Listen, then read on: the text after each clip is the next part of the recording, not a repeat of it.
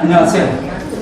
네, 요즘 우리 한국 성전이 자유와 책임이라는 문제 가지고 많은 혼선을 겪고 있는 것 같습니다.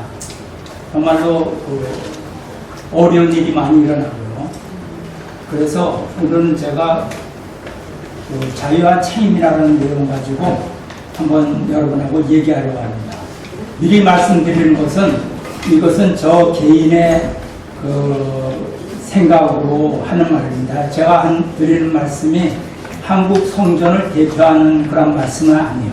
그래서 만약 제가 여기서 잘못 얘기하는 거 있으면 그것은 전적으로 저의 책임이지 한국 성전이 거기에 어떤 책임을 지는 일은 아닙니다. 이해하시겠죠? 네.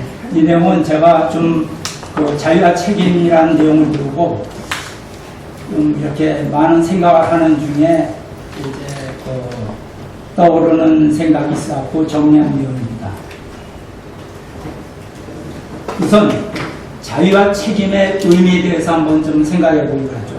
우리가 흔히 자유와 책임, 쉽게 지금 많은 사람이 생각하기를 자유와 책임 뭐냐? 그러면 외부의 구속 없이 자유로 행동하고 후에 그 행동에 대한 책임을 내가 지면 되지 않느냐, 이렇게 얘기하고 있습니다. 그런데 사회적 의미로서는 책임 있는 자유를 누려라 이렇게 얘기할 수 있겠죠. 그러나 우리는 원리인이기 때문에 원리적으로 이 의미를 생각해야 될 거라고 보고 있습니다. 그래서 이것은 자유의지로 책임 분담을 완성해라. 이것은 창조 원리에 있는 말씀입니다. 그러니까 하나님은 인간의 간접 주관권, 성장기관이죠. 거기에서 책임 분담을 주셨습니다. 그런 책임 분담을 완성하기 위해서 자유를 주신 거예요. 책임 분담을 완성하기 위해서 자유를 주신 겁니다.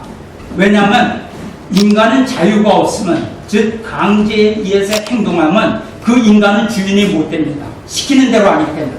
하나님이 주입한 대로 그대로 한다 그러면 인간은 만물의 영장으로서, 만물의 주인으로서 자격을 갖지 못하게 되는 것이죠. 노예이죠. 그렇기 때문에 노예는 자유도 없고 책임도 없고 권리도 없습니다. 오직 노예는 시키는 대로, 주인이 시키는 대로 복종만 하면 됩니다. 그렇기 때문에 하나님은 인간이 만물의 주인으로서 만물을 다스리는 그러한 하나님의 아들로서 성장하기를 바라셨기 때문에 자유의지를 우리에게 주신 것입니다. 그러니까 하나님이 자유와 책임을 주신 이유는 하나님은 이 피조세계를 창조하셨어요. 그렇기 때문에 창조하셨기 때문에 하나님은 본인이 창조하셨기 때문에 이 피조세계에 대한 주인이십니다. 피조세계에 대한 주인이시기 때문에 피조세계에 대한 주관권을 가질 수 있어요. 피조세계를 주관할 자격을, 권리를 갖고 계신 분입니다. 그런데 우리가 이 피조물을 볼 때 인간이라든가 천사라든가 우주 만물은 다 하나님의 피조물입니다. 하나님 외에는 다 피조물이에요. 그런데 그 인간이 그냥 피조세계에 대한 주관권을 가질 수 있느냐? 그런다 그러면 피조세계가 참소를 하죠. 왜? 인간도 피조물이고 우리도 피조물이고 천사도 피조물인데 어찌 유독 인간만이 우리를 지배하겠느냐? 이것은 불공평하다. 이렇게 참소를 할 수 있는 것입니다. 그래서 하나님은 인간에게 세 가지 축복을 허락하셨어요. 생육하고 번성하고 만물을 다스리라. 잘 아시는 내용이죠. 생육하라는 말씀은 하나님을 닮은 인간이 되라, 이런 말씀입니다. 그 다음에 이상가정을 이루고 하나님이 지으신 피조 만물 세계를 인간이 주관하라, 다스리라, 이렇게 말씀을 주셨습니다. 그러니까 이 간접 주관권 내에서 인간이 하나님의 자녀라는 그러한 이유 하나만으로 주관주가 될 수 있느냐? 없는 것이죠. 만물 세계가 참소할 수 있는 내용이 되는 것이죠. 그래서 하나님은 인간에게, 만물에게 주어지지 않은 특별한 사명을 줬어요. 그것은 뭐냐면 인간에게 자기 창조의 책임을 부여해요. 너 스스로 창조해 나가라. 그래서 인간에게 창조성을 부여하신 것입니다. 그래서 우리가 원리에서 보면 만물은 원리 자체의 주관성과 자율성에 의해서 성장하지만 인간은 하나님의 자녀이기 때문에 하나님을 닮아서 창조성을 가져야 되기 때문에 원리 자체의 주관성과 자율성 외에 인간 책임 분담이라는 계명을 줬어요. 따먹지 말라라는 그런 계명을 줬어요. 그래서 인간이 책임 분담을 통해서 스스로 투입하여 자신의 인격을 창조함으로써 완성하고 그 인간은 창조성을 가진다. 창조성을 가진 인간은 우주 만물에 대한 다스릴 권리가 있다. 이런 것이죠. 천사 세계를 보면 천사는 피조물이지만 하나님이 부리던 종으로 영적 존재입니다. 왜 천사는 알고 있어요? 인간이 완성되면 인간은 천사를 포함한 이 우주 만물의 주관주가 된다. 천사가 영물이라서 천사가 똑똑한데 이 천사가 볼 때 인간이 자기를 다스린다는 것을 천사는 받아들일 수 없는 것입니다. 그렇기 때문에 천사장이 시기 질투가 일어났던 것입니다. 인간의 완성은 책임 분담의 완성입니다. 그래서 완성 인간이라는 것은 뭐냐면 하나님을 닮은 인간입니다. 피조 세계를 하나님의 창조의 심정으로 대신해서 다스릴 인간이 되는 것이 완성 인간이죠. 그런데 이 인간의 완성은 하나님이 창조만 되는 것이 아니라 하나님의 책임과 인간의 책임, 이렇게 두 가지가 함께 책임 분담이 이루어질 때 인간은 완성 인간이 되는 것입니다. 그래서 하나님을 닮은 인간, 즉 완성 인간은 피조 세계를 주관할 자격을 갖게 되는 것이죠. 그래서 인간이 자기 창조에 승리함으로써 하나님의 창조성을 닮을 수 있는 것입니다. 그래서 간접 주관권 내에서 자유의지로서 책임 분담을 승리해라. 그래서 완성인가로 성장하라는 하나님의 특별한 이 사랑이죠. 이것이 인간에 대한 특별한 사랑으로서 인간에게 주신 것이 자유의지를 주신 것입니다. 그러니까 이런 인간은 간접 주관권, 즉 성장 기간을 통과하면서 자기 책임 분담을 완성함으로써 하나님을 닮은 인간이 되는 것이죠. 그래서 하나님을 닮은 인간이 될 때 천사 세계는 인간에게 굴복해야 되는 것이 바로 원리입니다. 하나님이 인간에게 자유를 주신 이유, 인간을 만물을 주관할 수 있는 자격을 갖추기 위해서 인간에게 자유를 주셨습니다. 그러니까 자유를 그냥 자유를 가져라가 아니라 너희가 만물을 다스릴 수 있는 자격을 주시기 위해서 자유를 주신 것이에요. 그래서 인간은 자유의지로 책임 분담을 완성해야 된다. 이것이 뭐냐면 창조성을 기르는 것이죠.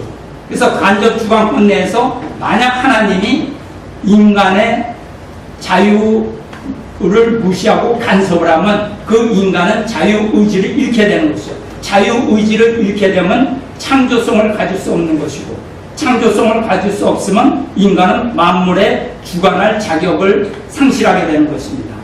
자유가 없으면 주관성을 잃고 만물의 입장에 떨어지게 됩니다. 그래서 성장기간에 하나님의 간섭을 하면 인간의 자유의지를 부정하는 것이고 창조성을 잃게 되는 것이고 만물에 대한 주관권을 상실하는 것입니다. 타락이라는 것이 뭐냐? 그렇기 때문에 타락은 책임 분담의 실패, 다 잘 아시죠? 그래서 그것으로 인해서 천사에 대한 주관권을 상실해버렸습니다. 그러니까 즉 뭐냐면 자유를 잘못 사용해서 책임 분담을 실패한 것입니다. 책임 분담을 완성하라고 자유를 주셨는데 그 자유를 인간이 잘못 사용함으로써 책임 분담을 실패하게 되고 그것이 바로 타락이고 타락된 인간은 사탄의 노예로 전락되었습니다. 사탄의 유혹. 천사는 창조성이 없지만 하나님의 뜻을 아는 영물입니다. 그래서 천사는 인간을 자기 밑에 두기 위해서 인간의 책임 분담을 실패하게 하기 위해서 천사는 인간을 유혹했습니다. 그래서 타락시켜갖고 천사의 종으로 만들어버렸습니다. 그래서 사탄은 항상 원리를 왜곡해서 비원리의 길로 사람을 유혹합니다. 그렇기 때문에 사탄의 꼬임은 절대로 강제성을 띠지 않습니다. 거짓말로 유혹을 합니다. 따먹으면 더 좋을 것이다. 이런 거짓말로서 유혹을 합니다. 그러니까 타락이라는 것은 뭐냐면 인간이 자유를 잘못 사용해서 책임 분담에 실패한 것이 타락이죠. 이것은 사탄의 책임이 아닙니다. 인간의 책임입니다. 왜냐? 계명은 하나님이 인간에게 주신 것이에요. 사탄은 인간을 꼬일 수도 있고 꼬이지 않을 수도 있어요. 만물이기 때문에. 그렇기 때문에 타락이라는 것은 사탄의 책임이라기보다는 인간이 자기 하나님이 주신 자유의지를 잘못 사용해서 책임 분담이 실패한 것이 바로 타락이고 그것은 인간의 책임입니다. 타락. 그러니까 사탄은 언제나 하나님이 허락하신 자유의지를 이용하여서 책임 분담을 방해합니다. 그러니까 하나님은 인간이 책임 분담을 완성하라고 자유를 주셨지만 사탄은 인간이 자유의지를 잘못 사용하게 해서 책임 분담에 실패하도록 이렇게 유혹하는 것이죠. 그래서 인간의 이런 책임 분담 실패는 하나님의 아들의 입장에서 떨어지게 되었고 그것이 바로 타락이었습니다. 그래서 역사적으로 보면 타락 인간들은 꼭 자유를 앞세워서 비원리의 길을 정당화하고 있어요. 자유를 앞세워서 비원리의 길을 정당화하고 거짓말로 유혹을 하고 이것이 사탄의 작용입니다. 왜 하나님은 인간의 타락을 간섭지 않으셨을까요? 에덴 동산에서 하나님은 사탄이 인간을 유혹하는 것을 제지하지 않았습니다.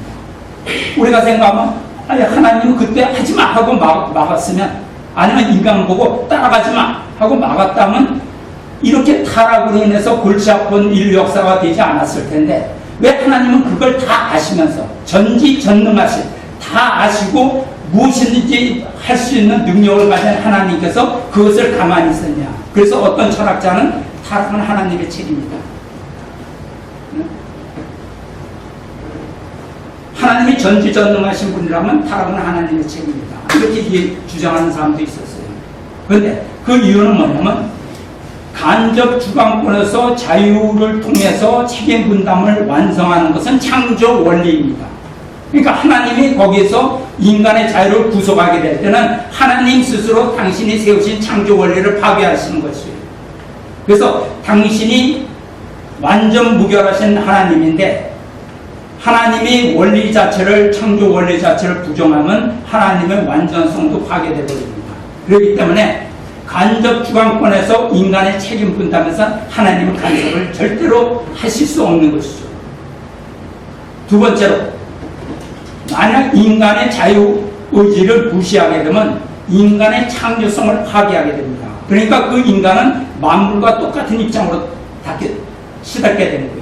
하나님은 인간이 타락할 것을 아셨지만 정말로 마음이 아프고 정말로 한탄스러운 사실이지만 타락해서라도 나중에 많은 이 구원의 역사를 통해서라도 나중에라도 인간을 구원하시는 것이 인간의 창조성을 파괴하지 않는 그 길이기 때문에 인간의 만물 주관주로 세우시라는 그런 마음이 있었기 때문에 타락하시는 것을 보시면서도 너무나 한탄스럽지만 그걸 참고 계셔야 됐던 그런 하나님의 심정이라는 것을 우리가 알아야죠. 왜냐? 그때 창조했으면 인간은 만물이 되거든요. 어려운 이 구원의 길을 거쳐서라도 다시 세우시더라도 그 길을 그렇게 인간의 자유의지를 무시할 수 없었던 하나님이라는 것이죠. 그렇기 때문에 하나님은 타락 행위를 간섭지 않으셨던 것입니다. 하나님은 인간이 자유의지를 통해서 책임 분담을 완수하기를 바라셨어요. 반대로 사탄은 인간이 자유의지를 사용해서 비원리적으로 가기를 바랐다는 거죠. 그래서 사탄은 그 자유를 통해서 유혹을 하는 것입니다. 그래서 책임 분담을 파괴해버리는 것이죠. 그래서 그렇기 때문에 우리가 분명히 알아야 될 것은 자유라는 것은 그렇게 편하고 좋은 것, 마냥 좋은 것은 아닙니다. 자유라는 것은 뭐냐면 선택을 내 마음대로 하는 것, 편한 것, 그것이 아니라 너무나 무거운 책임을 갖는 것이 바로 자유예요. 우리 이 자유를 잘못하는 사람들이 있어요. 자유는 내 마음대로 하는 것이다. 참견하지 않고 내가 하고 싶은 대로 하는 것이다. 이렇게 생각하는 사람들이 있어요. 그거 아닙니다. 자유라는 것은 무거운 책임을 지는 것이 자유입니다. 하나님의 구원 섭리가 오랜 기간 연장되어 온 이유, 그것도 잘 아시죠? 중심 인물이 인간 책임 분담을 스스로 완성해야 돼요. 하나님이 그 중심 인물의 행동에 직접 간섭할 수가 없습니다. 협조해 줄 수가 없습니다. 인간 스스로 가야 될 그러한 정말 외롭고 힘든 길이죠.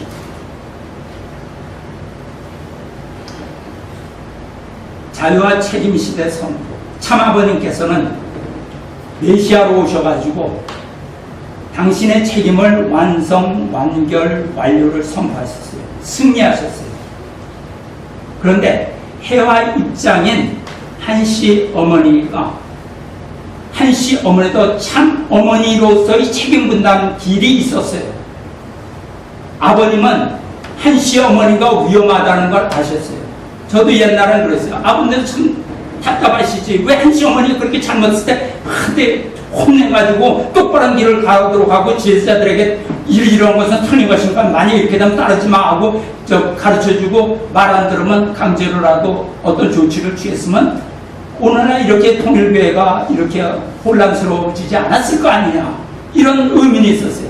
그렇지만 아버님 입장에서 참 어머니, 해와의 입장인 참 어머니가 가야 될 책임 분담이 있었다. 그걸 아버님은 간섭할 수 없어요. 간섭하고는 참 어머니가 안 됩니다. 그렇기 때문에 정말로 믿지 못하지만 그래도 믿어야 되는, 잘못하는 걸 알면서도 기원절까지 끝까지 믿어줘야 되는 그런 아버님이었다는 것을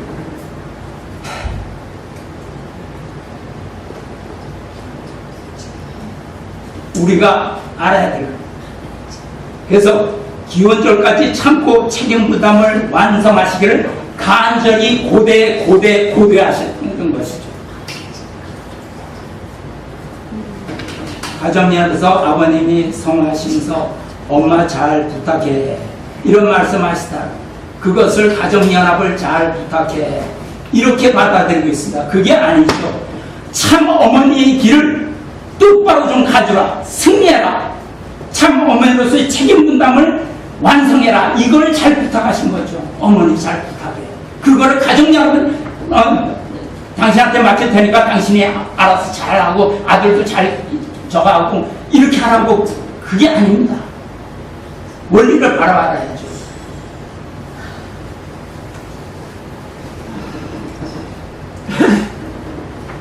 그러니까 한씨 어머니가 책임 분담을 실패했습니다.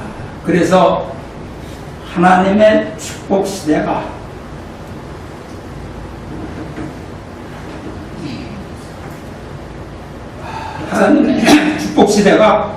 오질 않고 심판의 시대를 우리가 지금 겪고 있는 것이죠. 천주적인 입장에 있던 한씨 어머니의 실패로 인해서 천주적인 심판의 시대를 우리가 지금 겪고 있는 것입니다. 이대왕님께서 광야에 나가서 정말로 죽음을 불사하는 그러한 기도와 정성을 통해서 승리하시고 참 아버지의 대신자로서 명실공히 그 위치를 확립하시고 생명책 축복기 시대를 열어주셨습니다. 생명책 축복 시대를 열어주고 우리에게 왕과 왕비를 주셨어요. 왕과 왕비의 이전에는 우리는 뭐였냐? 노예 입장이었어요. 사실 노예 입장. 사탄한테 잡혔다. 그렇지만 왕과 왕비를 선포하셨다는 것은 우리가 노예에서 해방됐다는 것을 말씀하십니다. 우리가 노예에서 해방됐다. 그것은 뭐냐면 에덴 동산 타락 이전의 시대로 우리는 다시 돌아가는 것입니다. 그렇기 때문에 이대왕님께서는 자유와 책임 시대를 선포하시는 거예요. 왜? 다시 그 시대가 됐습니까? 우리가 스스로 책임 분담을 해가지고 완성해야 될 기회를 열어주신 거예요. 탄광 시대가 끝나고 새 출발을 하는 그 시대로 우리는 돌아간 것이죠. 그러니까 우리는 사탄의 노예로부터 해방돼서 다시 새 출발하는 그런 시대에 왔다. 그래서 천일국의 왕과 왕비는 천일국 완성을 위해서 자유의지로 책임 분담의 완성을 위해서 우리는 가야 되는 것입니다. 그렇기 때문에 이대 왕님도 천일국 왕과 왕비의 자유와 책임 시대를 선포했고, 이대 왕님은 천일국 왕과 왕비의 행동에 대해서 간섭을 안 하시는 거예요. 간섭을 믿기 때문에 간섭 안 하시는 게 아니에요. 원리가 그렇기 때문에 너희가 책임 분담의 길을 자유의지로 이제 가야 된다. 완성의 길로 가야 된다. 그것을 그 시대를 열어주신 거예요. 이거 우리가 똑바로 알아야 됩니다. 뭐 자유와 책임이라 하니까 마냥 좋고 그냥 마음대로 해도 된다 이게 아니에요. 그런 사람 타락합니다. 실패합니다. 성경 마태복음의 13장 24절에 보면 가라지 비유가 나와요. 뭐냐면 밭에다 주인이 씨를 뿌려놨습니다. 그런데 몰래 원수가 와가지고 거기다 이 잡초를 뿌려내요. 가라지가 잡초죠. 잡초를 뿌려내요. 잡초는 왕성하게 자라고 생명력도 즐깁니다. 일꾼들이 밭에 나가서 보니까 이 좋은 열매를 맺는 그러한 풀이 자라고 있는데 거기에 가라지도 눈에 띄거든요. 그러니까 주인한테 와서 보고를 합니다. 주인님, 좋은 이 곡식이 자라도록 되어 있는데 어째 여기 가라지가 있습니까? 우리가 뽑아버릴까요? 그러니까 주인이 뭐라고 말씀했냐면 원수가 와서 뿌려놨구나 이렇게 말했습니다. 그러고 그만두어라. 그 가라지를 뽑다가 잘못해서 좋은 좋은 곡식까지 뽑아버릴까봐 겁나니 그대로 놔둬라. 그리고 추수할 때 좋은 곡식은 천국 창에 거두고 나머지는 가라지는 다 모아서 불태워 없앨 것이다. 이런 말씀이 있어요. 이것이 책임입니다. 자유와 책임이에요. 그대로 가라지가 자라도 그것을 자라도록 내버려둬요. 왜? 그 가라지를 속아내다가 정말로 주인이 뿌린 좋은 씨까지 희생을 시킬까봐 겁을 내는 거예요.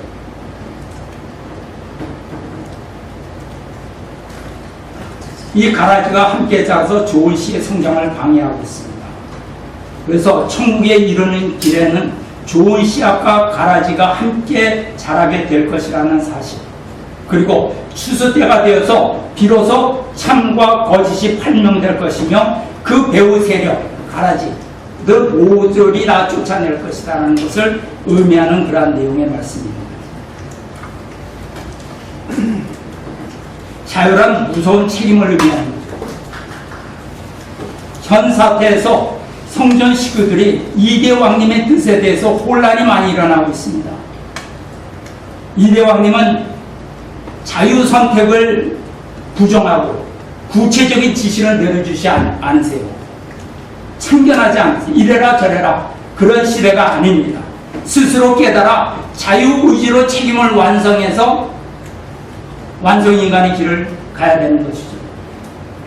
그런데 생각이 부족한 사람들이 이대 왕님의 침묵을 자신을 지지하는 것으로 잘못 판단하는 사람들이 있어요. 멍청입니다. 잘못하면 자기가 누리는 그러한 자유로 책임 분담을 실패하는 무서운 결과를 초래할 수 있어요. 실족할 수 있다 이 말입니다. 자유란 무서운 책임이에요. 그러니까 자신에게 물어봐야 됩니다. 그 사람, 잘못된 사람들, 나의 행동이 책임 분담을 나에게 이 시대 때 하나님이 나한테 주신 이대왕님의 나한테 맡기시는 그런 책임을 완성할 수 있는 것입니다. 3대 왕권을 모시고 사탄을 승리하여 천일국을 완성해 나갈 수 있는 것입니다. 제가 보기에는 허구한 날 협회 공격하는데 모든 지금 정보를 쏟고 있어요. 이게 뭡니까?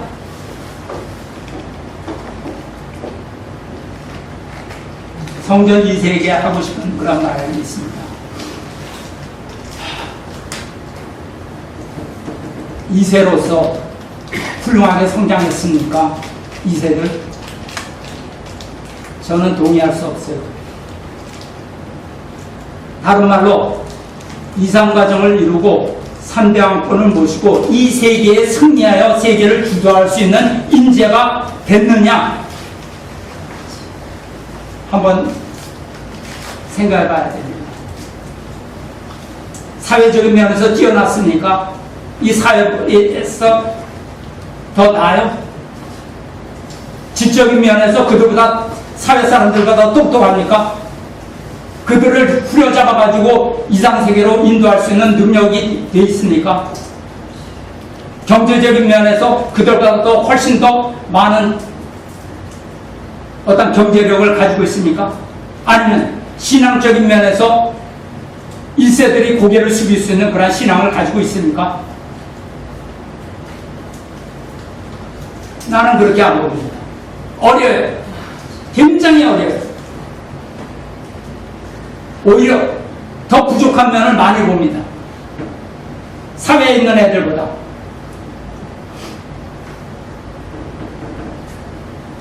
우리 1세가 잘못 길렀죠. 2세를 분별없이 올리면 왜 병신이 되어버립니다. 애들이. 자기 자신을 모르게 돼요. 불평불만, 이기주의, 거기다 교만, 이런 걸 배웁니다. 옛날에 아버님께서 그런 일화가 있습니다. 아버님께서 1세와 2세를 모아놓고 말씀하신 적이 있습니다. 말씀을 하셨습니다. 그때 아버님은 1세에 대해서 많이 야단치셨어요. 이놈들 쓸데없는 이거 다 갖다 버려야 된다고 이러면서 막 발로 차면서 야단치셨어요. 그러면서 2세한테는 칭찬을 많이 하셨어요. 희망은 너희다. 너희가 앞으로 이상세계를 주도해 나갈 저거다. 이렇게 칭찬을 많이 해주세요. 거기서 그 말씀 동안 1세는 고개를 푹 숙이고 2세들은 정말로 큰 아버님으로부터 큰 격려를 받았습니다. 다 끝났어요. 그러고 나오는데 목회자 한 분이 보니까 2세들이 이게 다 들려있다는 것이죠. 이게 다 들려있어요. 턱이 다 들려있어. 나오는데 1세들은 이젠 다 틀렸어. 우리가 해야 돼. 이러고. 그때 그 목사님은 한탄을 하시더라고요. 그 목사님은 아버님께서 1세들을 그렇게 야단치신 것은 1세들은 아버님 초청부터 개밥을 뺏어 먹으면서 정말 예배 보는데 연탄재가 날아오는 그 속에서 갖은 수모를 아버님하고 같이 당하면서 왔다는 거예요. 그러니까 그 1세들은 아버님의 무슨 야단을 주셔서 무슨 욕을 하셔도 아버님이 신경을 안 한다는 거예요. 아버님이 이 시기에 나가 죽어라 필요 없어 하고 침을 뱉어도 감사합니다 하고 따라갈 수 있는 사람. 그런데 2세는 어려워. 함부로 얘기했다 풀만 퍽 주고 아무것도 못해. 그러니까 아버님이 2세를 띄워주신 거예요. 그런데 나오는데 이게 2세들이 이게 들려있다는 거예요. 그러니까 그걸 보고 그 목사님이 한탄을 하십니다. 참 잘못 길렀다. 2세들이 아버님의 심정을 알았더라면 자기네들한테 칭찬해주는 그 말이 내가 아직 더 잘해야 될 것이 있구나, 부끄럽다, 이런 걸 느껴야 똑똑한 2세인데 그 말 한마디 이게 턱이 들려가지고 이러고. 우리 성전 2세들도 그런 2세가 없느냐 이 말이에요.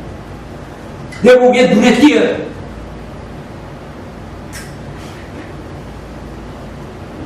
유시아에 그런 2세들 많죠.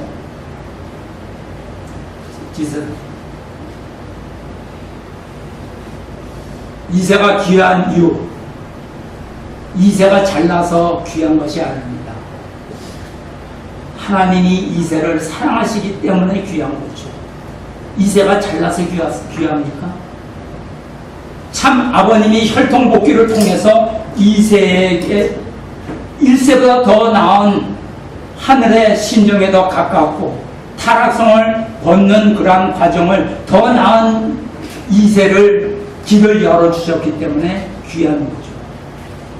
그리고 그 이세는 1세들이 가진 순환 속에서 1세들이 끝끝내 아버님을 붙잡고 따라 나와서 축복의 길로 들어서서 축복을 받아서 나왔기 때문에 귀한 것이죠. 자기가 잘났어요? 뭐가 잘났어요? 솔직하게 얘기해보죠. 뭐가 잘났어요? 나 그렇게 똑똑한 이세 별로 못 봤습니다. 가야 될 길이 있죠. 하나님이 사랑하시고 참 아버님이 사랑하시고 3대 왕권이 사랑하시니까 우리도 사랑하고 그렇게 해야죠.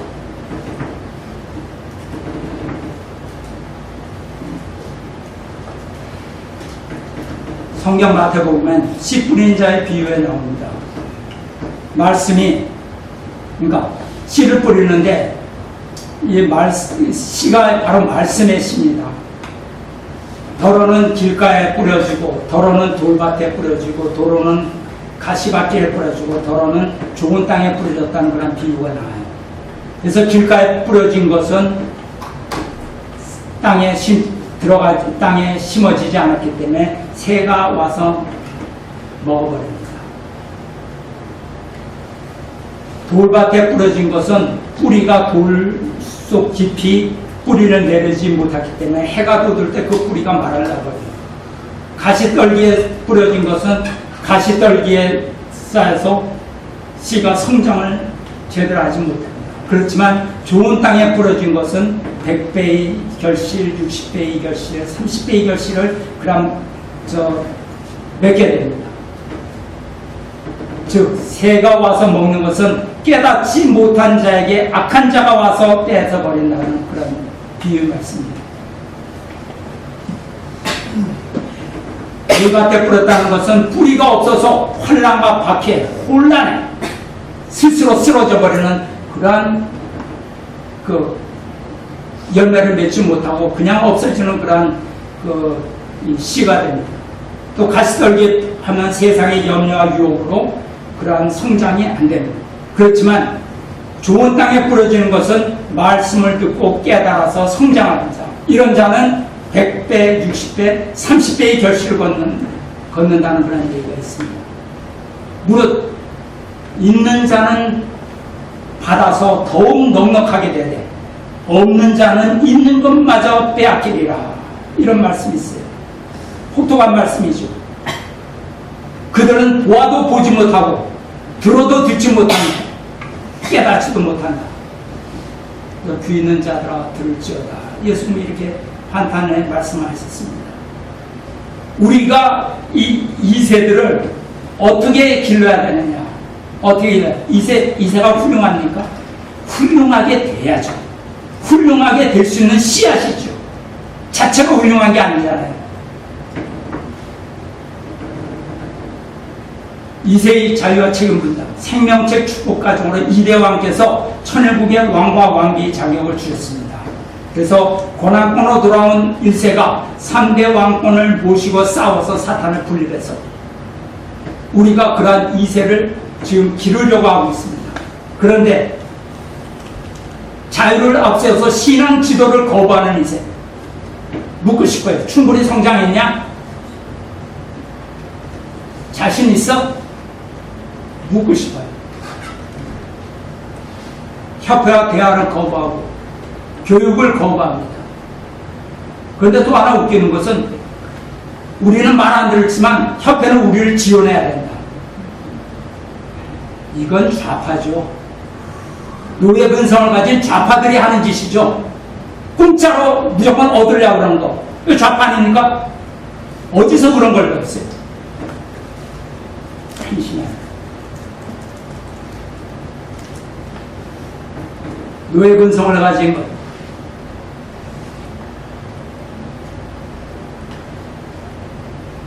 나의 자유 주장이 나의 책임 분담의 완성의 길로 가고 있는가? 아니면 나의 입장과 나의 편리를 보호하기 위해서 나를 중심한 요구인가? 한번 생각해봐요. 냉정하게 생각해봐요. 논리도 없어요. 주장하는 거 보면. 지금 성전 2세는 내가 보기엔 잎은 무성하나 뿌리가 자라지 못했어요. 그래서 양분을 빨아들이지 못해요. 그런 것은 열매를 맺지 못합니다. 열매를 맺지 못해요. 잎만 무성하게 자랐어요. 지속적으로 양분을 빨아들여야 큰 나무로 성장하죠. 뿌리가 없어갖고 양분을 빨아들이기를 거부하는데 성장하겠습니까? 열매를 맺지 못합니다. 한국협회는 실제 천육을 창건할 호위무사로 2세를 교육하는 사명을 가지고 있죠. 그래서 3대 왕권을 모시고 승리하는 그러한 2세를 용사로 길러야 됩니다. 인격을 완성시켜야 되고 혈통을 보존하도록 해야 되고 또 철장 훈련도 시켜야 되고 물론 2세들이 스스로 자기네들이 어떤 야영이라든가 철장이라든가 이런 것은 자기들이 할 수가 있죠. 그렇지만 인격적으로 성장해야죠. 혈통을 보존할 수 있는 그런 참된 2세로서의 의식을 가져야죠. 그걸 안 가지고 무슨 미국 생주에서 막말로 미국 생주에서 하는 흉내 내가지고선 훌륭한 2세가 됩니까? 3층에 주스 도장 만들어 거기서 일주일에 한 번 정도 굴르고 되면 다 되는 거예요. 밖에 나가서 야영운동해서 당모같이 비틀어갖고 하나 따면 그거 다 되는 겁니까?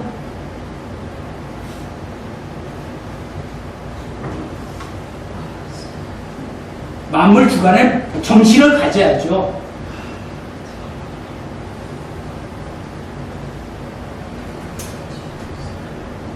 축복 기준, 참 아버님께서 세우신 축복 기준이 있습니다.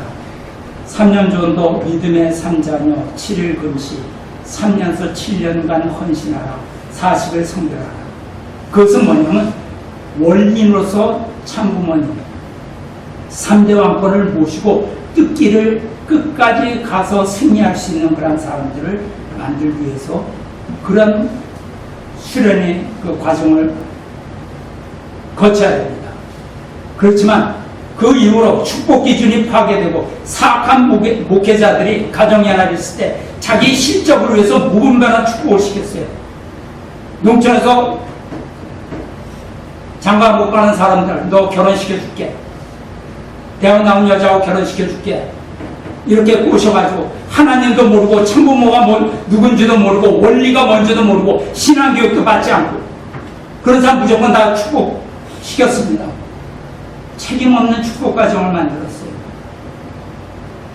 그 결과는 뭐냐면 정말로 남에게 보일 수 있는 이상 과정도 이루지 못하고 뜻길도 모르고 결국 3대 왕권이 뭔지도 모르고 결국 배신의 길로 멍하니 어하니 다 그쪽으로 다 갔죠. 우리가 축복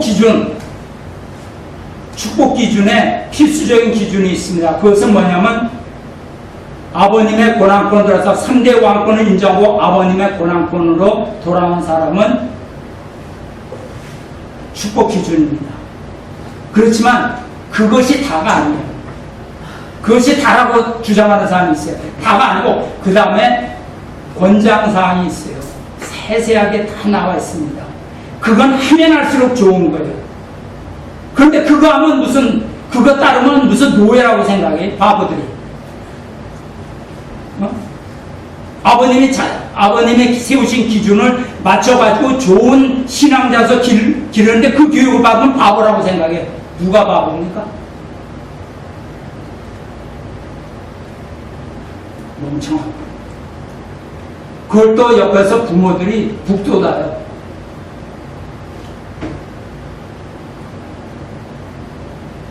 잘했다고 합니다.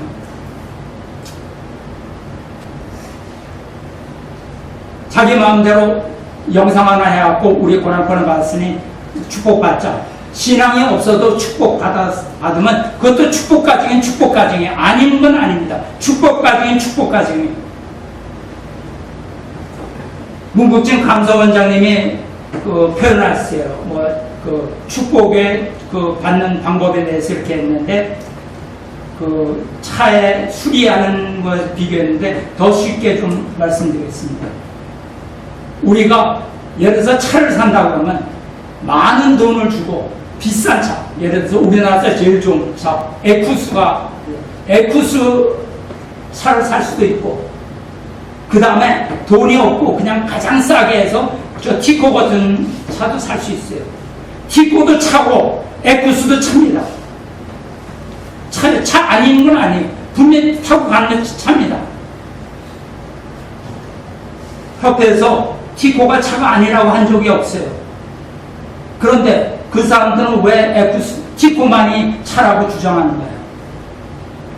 티코 아니면 잘못된 것이라고 왜 주장하나요? 이게 말이 돼요?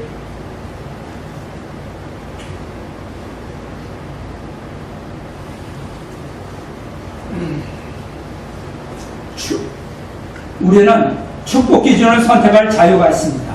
자유란 뭐냐? 책임을 묻는 것이에요. 자유의 목적은 3대 왕권을 중심한 가정을 세워서 천일국의 왕과 왕비로 성장시키는 것이에요. 그러니까 성전협회는 축복 기준을 세워서 믿음과 능력을 갖춘 2세로 성장하도록 지원하는 것입니다. 즉 뭐냐? 좋은 씨를 좋은 밭에 뿌려서 좋은 농부가 풍성한 열매를 맺도록 환경을 지원하는 것이에요. 좋은 씨를 좋은 밭에 뿌려갖고 좋은 농부가 길러줘야 돼요. 근데 자기 좋은 씨라고 해서 다 됐다고 생각해요. 열매 맺을 수 있습니까? 이대왕님이 협회장을 선임했어요. 그것은 뭐냐면 협회를 중심하고 국가복귀를 하라는 거예요. 2세들을 교육하라는 것입니다. 그 사람 지금 잘못해가지고 협회가 지금 무슨 노예니 아니면 폭군이니 협회 말 들으면 큰일 난 줄 알아요. 협회를 부정하는 것이 잘하는 것인 줄 안다고. 그것은 뭐냐면 협회를 부정한다는 것은 이대왕님을 임명한 뜻을, 이대왕님이 협회장을 선임한 뜻을 부정하는 것이에요. 즉 이대왕님의 말씀을 부정하는 것이에요. 협회장이 협회를 잘못 이끌면 이대왕님이 면해야 됩니다. 이대왕님이 잘라야 돼요. 식구들이 자르면 안 돼요.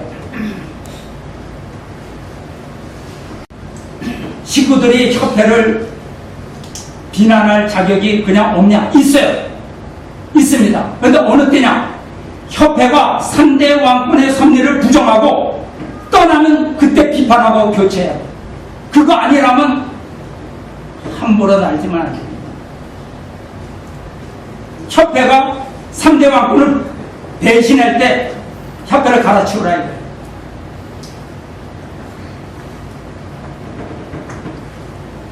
천일국의 왕과 왕비로서 하지 말아야 할 일. 한국성전 자치 안에서 장벽 없는 건설적 대화로 문제를 풀어야 됩니다. 이 말은 맞습니다. 문제란 것은 뭐냐면 함께 해결해서 더욱 발전하기 위해서 문제가 있는 것이죠. 문제 해결하면 더 발전하니까. 그렇지만 뒤에서 모여서 인신공격하고 비협조하고 비방하고 대화 거부하고 이거는 사탄의 역사입니다. 구분할 줄 알아야 돼요. 상대를 비난하기 위해서 외부 세력을 끌어들이면 그거 안 돼요. 지금 유토피아가 와가지고 얘기하고, 그게 뭡니까? 적의 적은 친구입니까? 자기가 협회가 마음에 안 드니까 협회하고 등진 유토피아하고 가까워져갖고 유토피아에 힘을 얻어갖고 협회를 어떻게 해버리려고 그래요? 이게 말이 돼요, 이게? 한심하지? 그런 방법으로는 불신과 결별관에 있을 수가 없습니다. 한국 성전협회를 파괴할 목적으로 하느냐? 그거는 사탄의 역사이고 더 나아가서는 자기 파괴예요. 자기가 당해요. 협회를 부정하는 것은 섭리국가 한국 섭리를 방해하고 파괴하는 것. 이거 사탄의 역사입니다. 더구나 어떤 사람은 심정 유린의 죄를 범하고 있어요. 진짜로 하지 말아야 될 짓을 하고 있어요. 이건 사탄이 하는 짓입니다.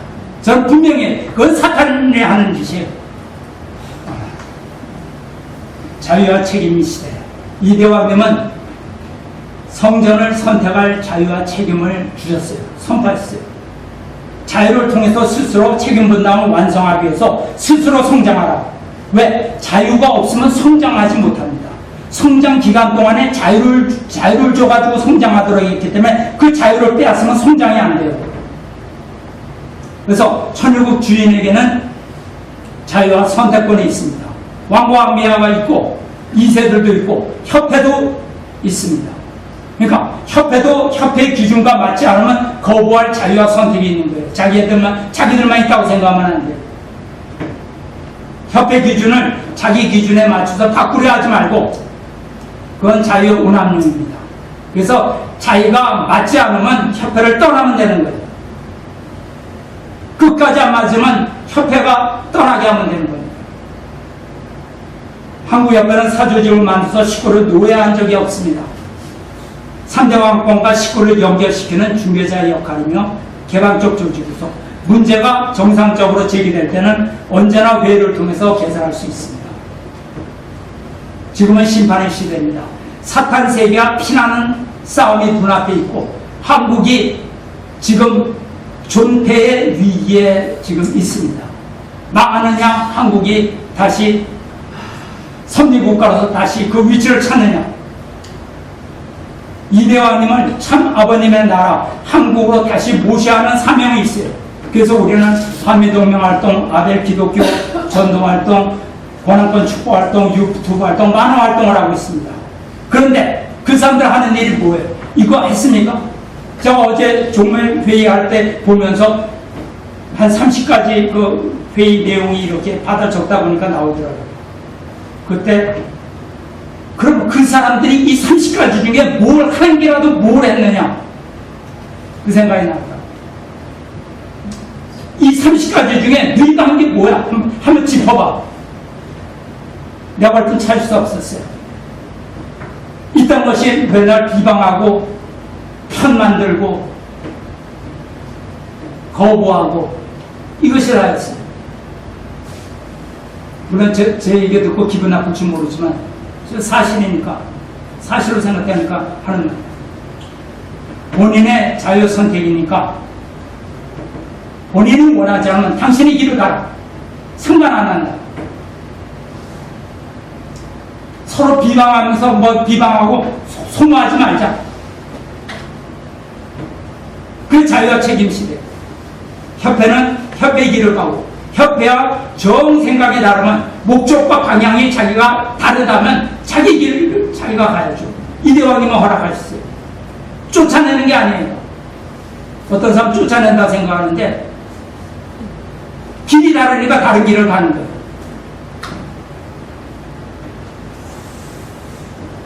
아버님 말씀이 있습니다. 우리도 그러고 생각해요.